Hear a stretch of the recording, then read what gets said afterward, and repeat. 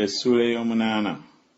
Mukama n'agamba Musa nti yingira eri Falaawo omugambe nti bw'atyo Mukama bw'ayogera nti leka abantu bange bampeereze, era bw'onoogaana ggwe okubaleka, laba ndikuba ensalo zo zonna n'ebikere, n'omugga gulijjula ebikere, ebiririnnya ne biyingira mu nnyumba yo ne mu kisenge kyo mw'osula, ne ku kiriri kyo, ne mu nnyumba z'abaddu bo, ne ku bantu bo, ne mu ntamu zo, ne mu bibbo eby'okugoyeramu, n'ebikere biririnnya ku ggwe, era ne ku bantu bo, ne ku baddu bo bonna. Mukama n'agamba Musa nti gamba Alooni nti goola omukono gwo n'omuggo gwo ku migga, ku nsalosalo ne ku bidiba, olinnyise ebikere ku nsi ey'e Misiri.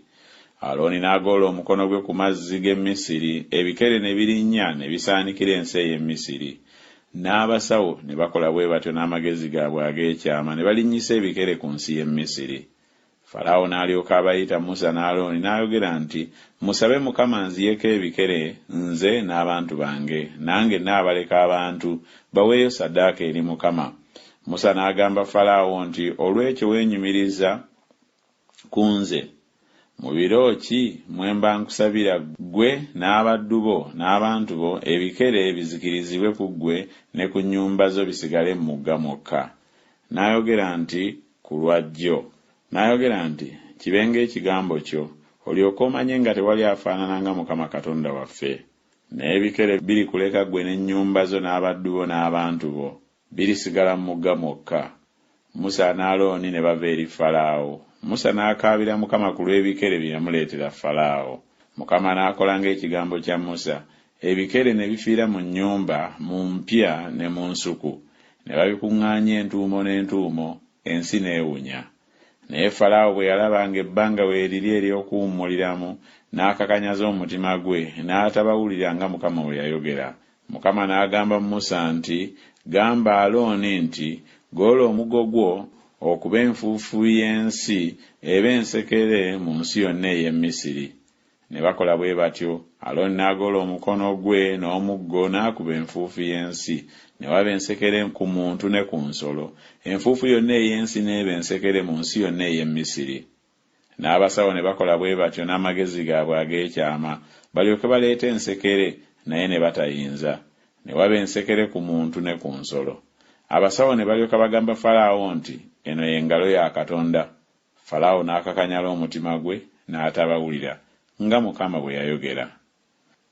Mukama n'agamba Musa nti gololokoka ku nkya mu matulutulu, oyimirire mu maaso ga Falaawo, laba afuluma okugenda ku mazzi, omugambe nti bw'atyo Mukama bw'ayogera nti leka abantu bange bampeereze.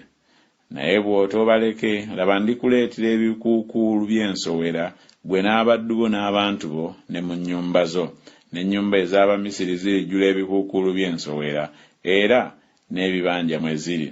Nange ndigyawulako ku lunaku luli ensi ey'e Goseni, abantu bange mwe basula, ebikuukuulu by'ensowera bireme okubeerayo, olyoke omanye nga nze Mukama ali wakati w'ensi.